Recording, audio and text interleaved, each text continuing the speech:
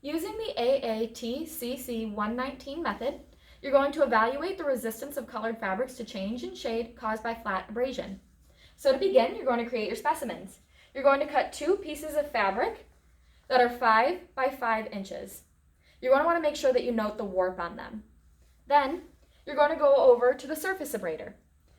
First, you're going to want to add your sample piece. Then, your metal O-ring. And then you're going to add the head. Using the pin, you're going to stick it in the hole down here in order to lock it in.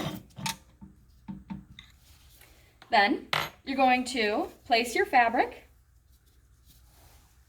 on top, then add the mounting piece, and then using an elastic rubber band, you're then going to push it down to secure it in.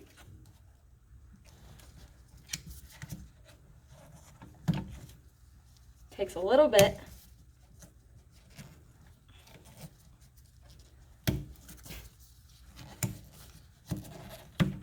There we go. Then you're going to remove the mounting piece.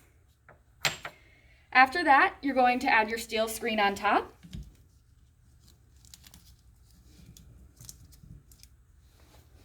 And then add your side clamps.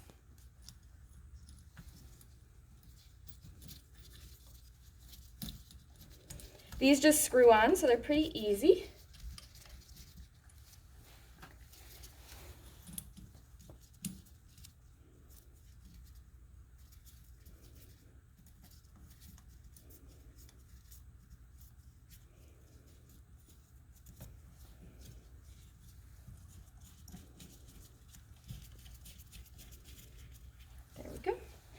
And then you're going to place your weight on top. This is 2.5 pounds that you're adding.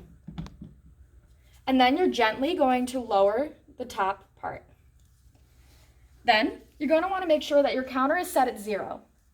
You're going to turn on the surface abrader and you're going to let it run for 1,200 cycles. So you're going to press start and it's going to start to move, causing abrasion. Then, after 1,200 cycles, you're then going to stop, and then you're going to remove the weight, lift up the top clamp, and then remove your test specimen. You're going to repeat this process for your other specimen as well. Then, once completed, you're going to run it under lukewarm water, and then you're going to pat it dry between 2 pieces of paper towel. Then, you're going to iron it dry by placing it underneath a piece of white cotton fabric. You're going to do this again for both pieces. Then, once completely dry, you're going to go over to the Macbeth Spectralite to evaluate your results.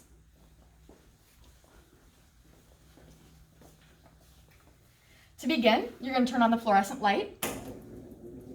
And then, placing them both under the fluorescent light, you're going to take another piece of your fabric that is not tested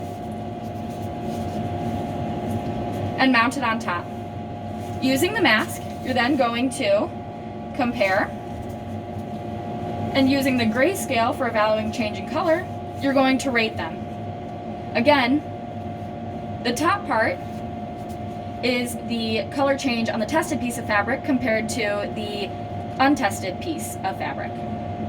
From there, you're then going to collect your results and average them out, then noting them on your lab.